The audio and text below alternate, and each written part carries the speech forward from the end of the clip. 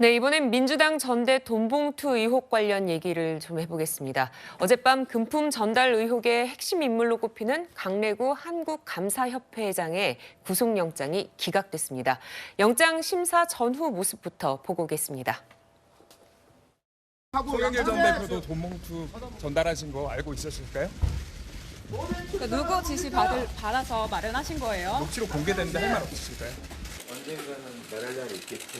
네, 들어가세요. 오늘은 성실히 받겠습니다. 구속영장 기각됐는데 오늘 한 말씀만 해주시죠. 현명한 판단을 해주신 재판부에 감사드립니다. 이상입니다. 송영길 전 대표님도 돈봉투 전달 사실 알고 계셨나요? 민주당 의원 20명이 연루됐다는 얘기가 있는데 사실인가요? 돈 누구에게 받아주시나요? 이게 영장 내용이 사실 되게 복잡하게 돼 있는데 그 전면 부인하는 건지 아니면 뭐 전달 금액이 다르다는 건지 조금 말씀 주시면 안 될까요? 잘 소명됐다고 보시는지 말씀 부탁드립니다. 강래우 씨, 꼭 양심 선언하고 통보해 주세요. 네, 검찰에선 강 전 감사가 또 관련자 회유를 시도하고 증거인멸 우려가 있다 이렇게 주장을 했는데 정혁준 변호사님, 법원이 받아들이지 않았네요. 일단은 그 혐의는 인정이 되는 것처럼 보여지고요. 네. 그럼에도 불구하고 도주 우려나 특히 이제 증거인멸의 우려가 별로 없다라는 식으로 판단을 한 것 같아요. 그런데 사실은 좀 납득하기는 어렵습니다. 왜냐하면 네. 강 감사의 그 혐의는 뭐 이런저런 녹취록을 봤을 때 부인하기가 굉장히 어렵고 그다음에 증거인멸의 우려라고 하는 거는 혐의가 소명이 되면 어느 정도 추정이 되는 거거든요. 만약에 내가 다 뭐 혐의를 갖다 인정합니다. 그렇기 때문에 반성하고 열심히 재판 받겠습니다. 이러면은 모르겠는데 나는 결백합니다. 나는 그 다른 뭐 사정이 있었습니다. 이렇게 이야기를 하면 사실은 증거인멸의 우려가 있다라고 보여지는 측면이 많이 있는데 네. 그럼에도 불구하고 법원이 왜 굳이 그 구속영장을 발부하지 않았을까? 저는 곰곰이 생각을 해봤더니요. 정당법에 굉장히 이 사건이 우리나라 정치에 엄청나게 큰 파장을 미치고 있긴 하지만 법적으로는 형량이 작아요. 그래서 네. 이게 뭐 강 감사 같은 경우에 최대 형량이 3년 이하 징역 정도밖에 안 되니까 그런 부분들 감안해서 어차피 이게 실형이 나와도 집행유예가 나올 가능성이 크다라고 영장 담당 그 판사가 생각한 것이 아닌가 저는 그런 생각은 하는데 그럼에도 불구하고 법리적으로는 증거인멸, 죄증을 인멸할 염려가 있으면은 그 구속영장이 발부될 수 있도록 그렇게 규정이 되어 있거든요. 과연 그 법 규정에 맞게 판단을 했는지는 잘 모르겠고요. 중요한 거는 그 검찰에서 추가로 이제 여러 가지 그 소명을 갖다가 하고 또 추가로 여러 가지 것들 만들어 가지고 다시 영장을 아마 재신청할 것으로 전 그렇게 판단이 됩니다. 네, 검찰에선 수사에 들어가자마자 강 협회장 다급하게 스폰서로 지목된 김모 씨에게 연락을 취하는 등 회유하려고 한 정황이 있다 이렇게 주장을 하고 있는데요. 박성규 의원님, 관련해서 이 김모 씨도 입장을 밝혔네요. 네, 김모 씨는 586 운동권 출신의 사업가로 네. 송영길 전 대표와 아주 절친하다고 합니다. 그래서 윤관석 의원에게 500만 원씩 두 차례 그래서 6,500만 원 정도를 공식 후원회를 통해서 지원을 한 그러니까 뭐 그럴 수 있는 거죠. 그러니까 불법적인 방법으로 후원한 적은 한 번도 없다. 네. 또 이정근 씨가 돈을 요구했을 때 내가 왜 당신을 통해서 돈을 주냐? 주려면 내가 직접 주지. 그 말은 이제 완곡한 거절을 했었다라고 본인의 입장을 밝혔어요. 네. 강래구 그 한국검사협회장을 회유한 의혹도 있지만 강래구가 일주일 전에 내게 전화해서 검찰이 확보한 이정근 통화 녹음 파일 안에 내 이름이 등장한다고 말했는데 나는 전혀 모른다. 모르는 네. 사실이다. 또 강 회장의 금품을 요구했는지 여부에 대해서는 강래구로부터 돈을 달라는 전화를 받은 적이 없다. 내게 돈을 막 요구할 수 있는 그런 사이가 아니다. 그러니까 지금 취재를 종합해 보면 내가 공식적으로 과거에 586 운동권 출신의 사업가이기 때문에 내가 친한 친구들, 후배들, 동료들에게 내가 공식 후원회를 통해서 돈을 준 적은 있지만 불법적인 돈을 준 적은 없고 이정근 씨가 요구를 했을 때도 나는 거절을 한 사람이다. 뭐 이렇게 밝히고 있기 때문에 현재 뚜렷한 명확한 증거가 없이 김모 씨가 뭐 자금 출처다. 이렇게 단정하기는 좀 어려운 국면이 아닌가 생각이 듭니다. 네, 그런데 이 스폰서로 지목된 김 씨의 딸이요. 지난 대선 때 이재명 후보 캠프에 채용된 정황이 담긴 윤관석 의원과 이정근 전 사무부총장의 육성이 공개돼서 또 논란이 되고 있습니다. 오늘부터 출근했다. 아, 그랬어요? 정무팀에 내가 야, 전화해볼게요, 있나? 촐랑거리고 또 여기저기 얘기하지 말고 나한테 얘기도 안 하던데.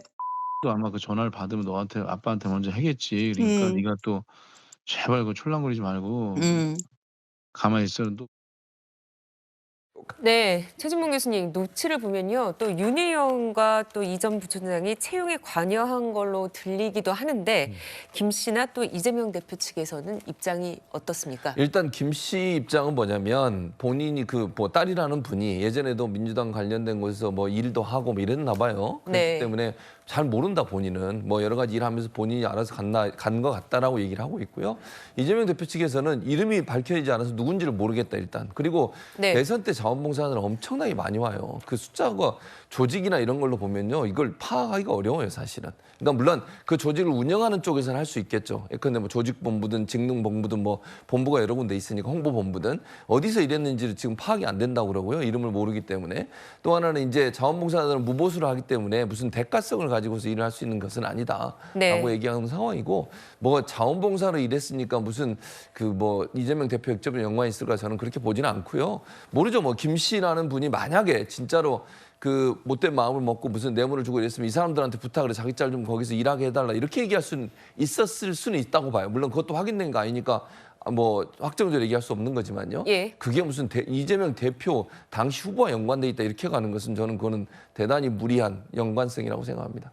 네, 앞서 박상규 의원께서 잠시 말씀해 주셨지만은 스폰서로 알려진 이 김 씨가 2008년부터 작년까지 민주당 의원 12명을 후원했다는 사실이 알려졌습니다. 또 이 가운데 돈봉투 조성과 전달 과정을 주도했다는 의혹을 받고 있는 윤관석 의원에게는 2차례 후원금을 냈다고 하는데요. 김병민 최고위원께서는 김 씨가 이거 관련해서 또 해명한 내용도 있다고 전 들었습니다. 네, 지금 아까 우리 박 의원님께서 설명해 주셨던 것처럼 과거에 이제 학생운동을 했던 시기부터 알고 있었던 인사들이기 때문에 자연스럽게 후원금을 냈다. 그리고 그 후원금을 냈던 건 부정한 방식의 내용이 아니라 합법적인 방식으로서의 후원금을 500만 원 등등을 얻다. 네. 윤관석 의원과의 친분 관계 등에 대해서는 부인하지는 않는 상태입니다. 아마 검찰의 조사를 통해서 실질적인 정상적 후원금의 경로를 넘어서 지금 녹취에 드러나 있는 것처럼 부정한 방식으로 스폰의 역할을 하게 됐는지를 규명하는 것이 중요하다 생각하고요. 네. 이 스폰서로 지목됐던 인사가 굉장히 중요한 이 뉴스의 핵으로 떠오를 수밖에 없었던 것은 윤관석 의원의 녹취에 고스란히 드러나 있듯이 아주 조심스럽게 그 사람의 자녀를 이재명 대선 후보 캠프에 넣어줬다고 얘기를 합니다. 그리고 이정근 씨가 막 떠드니까 촐랑거리지 말고 가만히 있으라고 얘기를 하게 됐다는 것은 네. 뭔가 조심스럽게 이 문제가 밖으로 알려지면 안 된다는 뉘앙스라는 것 듣는 모두가 다 알고 있는 상황 아닙니까? 이른바 이정근 씨 그리고 윤관석 전 사무총장 같은 경우도 당연히 송영길 전 대표를 만들기 위한 과정에 무보수로 근무를 했겠죠. 캠프에서 핵심적인 역할들을 돈봉투 주고 나르고 했던 내용들 한 것 아닙니까? 근데 그런 인사들이 송영길 당대표가 되고 난 다음 어떤 역할을 맡냐면 당의 사무총장과 부총장이라는 핵심 요직을 맡게 되는 겁니다. 네. 그러니까 결국은 대통령 선거에 캠프에 누군가를 집어넣어서 자원봉사하기 때문에 문제가 없다는 얘기를 할 것이 아니라 만약 이재명 대표가 대통령이 됐으면 어떻게 됐겠습니까? 똑같은 방식의 일들이 이른바 매간매직처럼 이뤄지는 것 아니냐라고 하는 의구심이 커질 수밖에 없고요.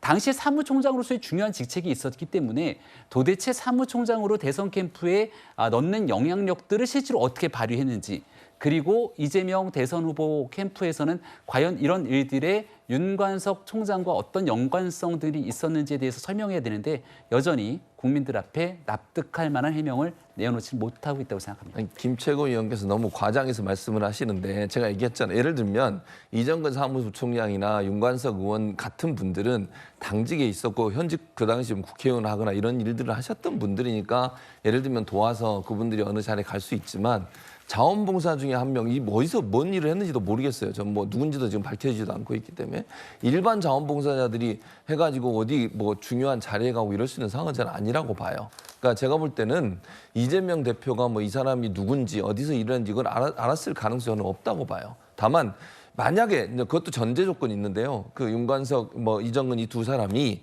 정말 김 씨라는 사람한테 뭔가 내가 해줬다고 하는 걸 보여주기 위해서 어느 부서에 지금 자원봉사 할 수 있도록 넣어주는데 역할을 했을 가능성이 있다고 봐요.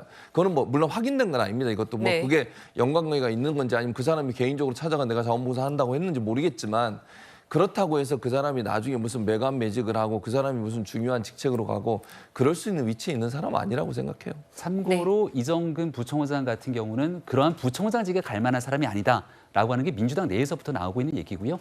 선거 때는 사무부총장으로 갈 만한 요직이 있었던 사람도 아니었는데 이 돈봉투에 연결되는 녹취가 다 드러나 있는 상황이었고 송영길 대표를 만들고 난 다음 사무부총장 요직에 가 있었고 또 그러한 직을 이용해서 본인이 수많은 일에 개입해서 징역 4년 6개월이라고 하는 중형이 선고된 범죄자 아니겠습니까? 그런 일들을 비춰보건대 왜 이런 일들이 벌어졌는지에 대한 해명은 여전히 납득하기 어렵다고 생각합니다. 아니 이정근 사무부총장은 선거에도 여러 번 출마했고 당협위원장도 우리 김병민 최고도 당협위원장 하시잖아요. 그건 당직의 중요한 위치인 거고 자원봉사자로 온 거하고 그걸 동일한 선상에서 비교하는 것은 시청자분들이 오해를 불러일으킬 수 있어요. 그래서 그걸 제가 구분해서 말씀을 드리는 것이고 일반 자원봉사로 일했던 분이 어떤 역할을 했는지 아까도 제가 말씀드린 누군지 모르니까 제가 뭐라고 말씀 못 드리겠는데 이정근 전 사무부총장이 민주당에 했던 역할과 동일한 선상에서 비교되는 것은 바람직하지 않다고 생각합니다. 네, 정혁진 변호사님. 그런데 우리나라 정당법은요 예. 어떻게 규정하고 있냐면 예. 당대표 경선과 관련해서 돈 받는 것만 금지하고 있는 게 아니에요. 공사의 직을 제공하는 걸 약속하는 것도 금지하고 처벌하도록 되어 있거든요. 공적인 직뿐만 아니고 사적인 직까지 제공하지 못하도록 법에 그렇게 규정이 되어 있는데 법은 읽어보지 않고 야당에서 자꾸 이런 건 괜찮다 이렇게 말씀하시는 것은 적절하지 않다라고 생각이 됩니다. 네. 자.